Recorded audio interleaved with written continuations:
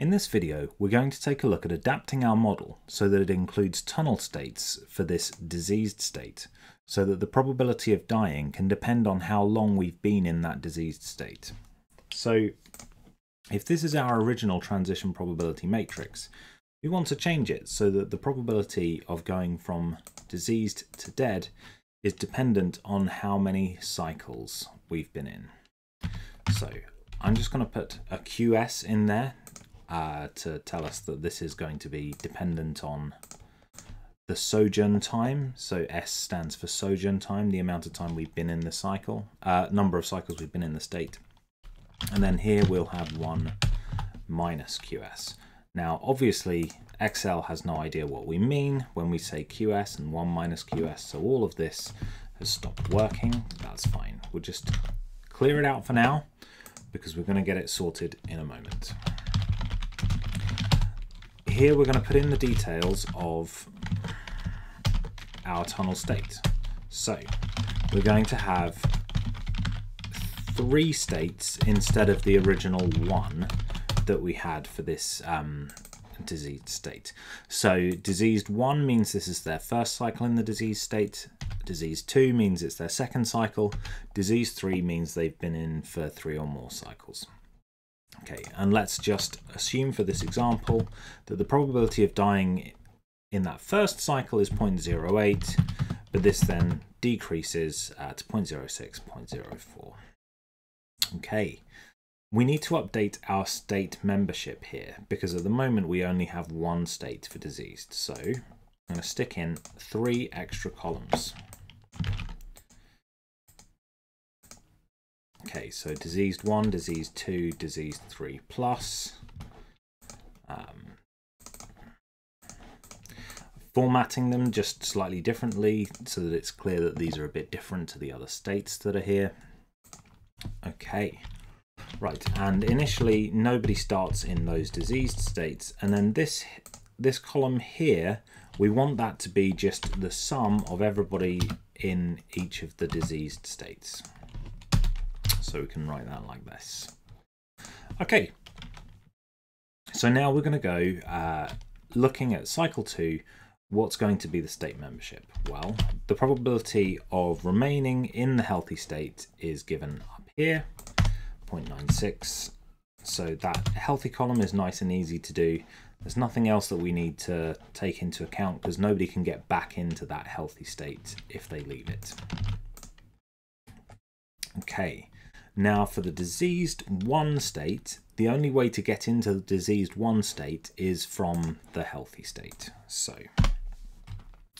we're going to say it's going to be this number, 0.03, times how many were in the healthy state. Okay, and this is all working nicely for us. Now to get to the diseased 2 state, you have to have come from the diseased 1 state. And the probability of you doing that is 1 minus the probability of dying from diseased 1, which is given down here. So 1 minus that times that.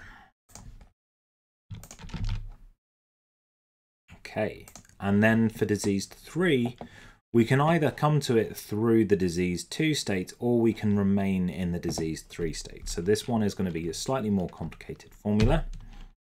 So you can either arrive from the diseased 2 state with probability 1 minus 0.06,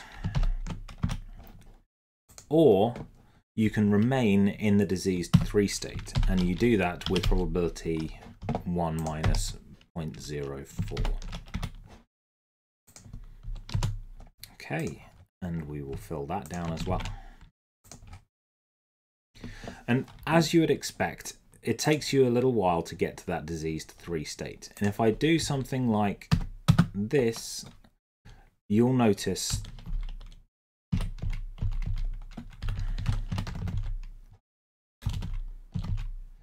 that we get these kind of patterns of people going through those tunnel states.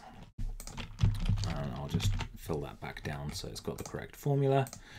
This formula will work all the way down. We're just summing across those 3 values. And then the probability of being in the dead state, okay, So one thing that we could do if we were feeling lazy is we could just say, well, it's the cohort size minus the number who are healthy and the number who are diseased.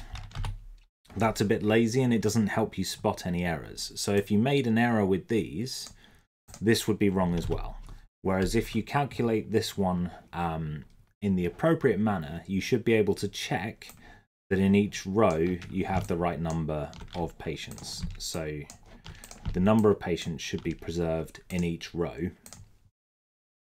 Whereas if you just set dead equal to the cohort size minus the rest of them, then that's just going to be true because that's how you've set the formula up. So that's no longer a useful test in that case.